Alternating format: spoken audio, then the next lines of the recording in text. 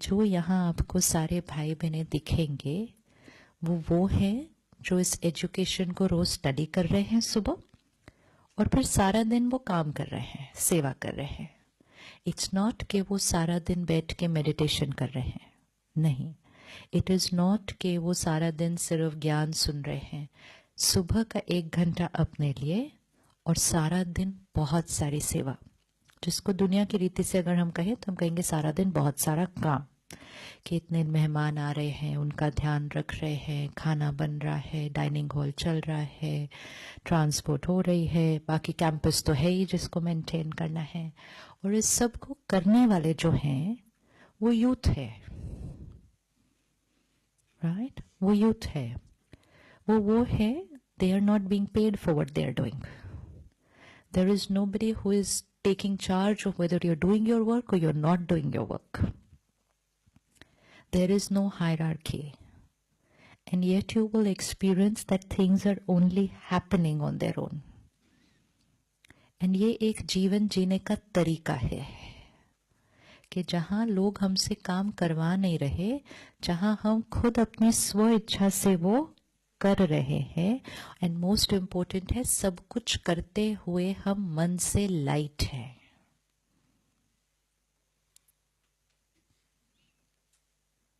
तो जब हम यहां आते हैं उसका रीजन ही यही है। नहीं तो सेम प्रोग्राम कॉलेज में भी हो सकता है, यूनिवर्सिटी में भी हो सकता है, फिर यहां क्यों आना? यहां इसलिए आना ताकि उसकी इम्प्लीमेंटेशन को देखना और फिर उसको जाकर वापस वहां पर इम्प्लीमेंट करना। बिकॉज अगर हम उसको वहां करते हैं तो वो थियोरी में ठीक लगता है, हाँ अच्छी बात है, लेकिन ये होगा कैसे, या ये करना तो बहुत मुश्किल है। So that is the reason why you all are invited here instead of sisters coming there. Difference हो गया ना? तो थियोरी के साथ साथ प्रैक्टिकल भी। अब आपको आए हुए तो आधा पौना घंटा ही हुआ होगा या 1 घंटा ही हुआ होगा। वाइब्रेशन में कुछ फर्क लग रहा है? लग रहा है ना? अब ये जो वाइब्रेशन है ये स्टडी के लिए कितनी अच्छी है ना? स्टडी करना है हमने, हम स्कूल में हैं, कॉलेज में हैं, हमें पढ़ना है।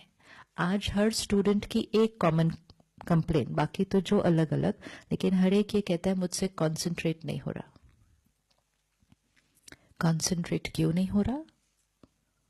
मतलब मन बहुत ज्यादा, ये जो मन बहुत ज्यादा ऐसे ऐसे चलता है, इसमें वातावरण का भी बहुत बड़ा कारण है। क्योंकि जिस एनवायरनमेंट में हम रह रहे हैं उसकी वाइब्रेशन का असर भी हमारे ऊपर पड़ेगा ही। अब एनवायरनमेंट की वाइब्रेशन में स्थिरता कम है इस टाइम, क्योंकि हम सबके मन थोड़े से ऐसे ऐसे हैं। अब हम सबके मन वाइब्रेशन बनाते हैं शहर के, तो शहर के वाइब्रेशन भी ऐसे ऐसे हैं। उसमें वो बच्चे हैं तो उनका मन भी कैसा है, तो ऐसे ऐसे है। तो वो पढ़ने बैठेंगे तो भी कैसे होंगे, ऐसे ऐसे होंगे। तो फिर वो क्या कहेंगे, हमारे से कंसंट्रेट नहीं होता। तो हमें उनको एक ऐसा एनवायरनमेंट बना के देना है जहां कंसंट्रेट करना ना पड़े, लेकिन वो अपने आप हो जाए। विच मीन्स जहां माइंड को शांत करना ना पड़े, लेकिन एनवायरनमेंट आपको वो वाइब्रेशन दे जो आपका माइंड शांत हो जाए। लेकिन वो एनवायरनमेंट बनाएगा कौन? बनाएंगे, बना सकते हैं। अब ये कैंपस कोई शहर से बाहर तो नहीं है। गेट में एंटर करो अलग वाइब्रेशन है, बाहर जाओ तो अलग वाइब्रेशन है। तो ये वाइब्रेशन किसने क्रिएट किया? ये वाइब्रेशन किसने क्रिएट किया? हमने किया। तो हम इसको कहीं भी कर सकते हैं, इसको कहीं भी कर सकते हैं। This vibration can be created anywhere, anywhere. So we create the vibration and then we have to live in that vibration. आज हमने ही हलचल का वाइब्रेशन क्रिएट किया, अब हम ही उसमें रह रहे हैं और हम रहकर और हलचल में आ रहे हैं and now we don't know from where to get that peace again. And फिर जब वो हलचल का असर इतना होने लग जाता है मन के ऊपर, तो फिर जो हम कई बातें आजकल सुनते हैं कि स्टूडेंट लाइफ में भी कोई बच्चे ऐसे भी कर सकते हैं, ऐसा भी कोई कर सकता है क्या? तो क्यों ऐसा कर रहे हैं वो? और अगर हमें उनको बचाना है और ऐसा फिर से होने से बचाना है, तो हमारी जिम्मेवारी क्या? फिर क्या करेंगे?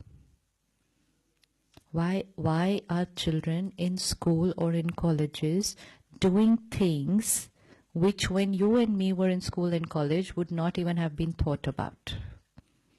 है ना? तो इतने ही समय में शिफ्ट आया, अभी भी अगर ध्यान नहीं रखेंगे तो और 10 साल में और शिफ्ट आ जाएगा, और 10 साल में और शिफ्ट आ जाएगा. So we together have to look for the solution that something like this never happens again. So what is the solution? आप कितने भी सीसीटीवी लगा लो, है ना, हम सोल्यूशन को कहां ढूंढते हैं? बाहर. वो ठीक है, वो भी करना है, लेकिन that will not give long term solution. आप सीसीटीवी कैमरा लगा लो, आप गवर्नमेंट के लॉज बना दो, आप ये कहो that everybody who is going to be recruited will be checked and उसका एनालिसिस किया जाएगा कि स्टेट ऑफ माइंड कैसी है, ये है. स्टेट ऑफ माइंड की दूसरों की गारंटी कैसे लेंगे? पहले अपने स्टेट ऑफ माइंड की तो गारंटी ले सकते.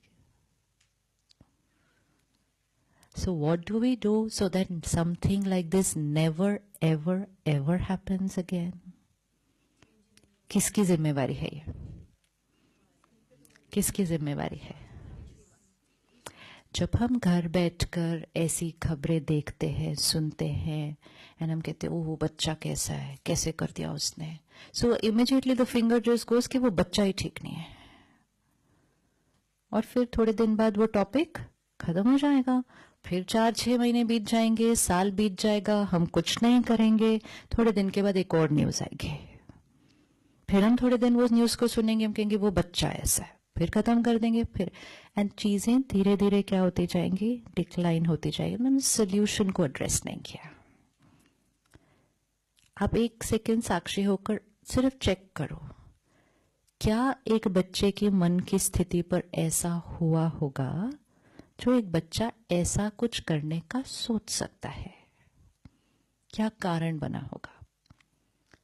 क्या क्या कारण है, ताकि उस सारे कारण को फिर क्या किया जाए? एड्रेस किया जाए और निवारण किया जाए. Not only while it's in the news. Once it's off the news, it's off everybody's mind and everyone has forgotten and we are going back to our same way of living. So then what is the point of only talking about it and then not doing anything about it?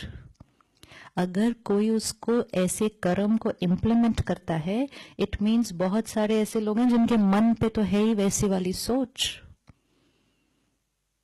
तो वो सब हमारी जिम्मेवारी फिर बनेगी ना.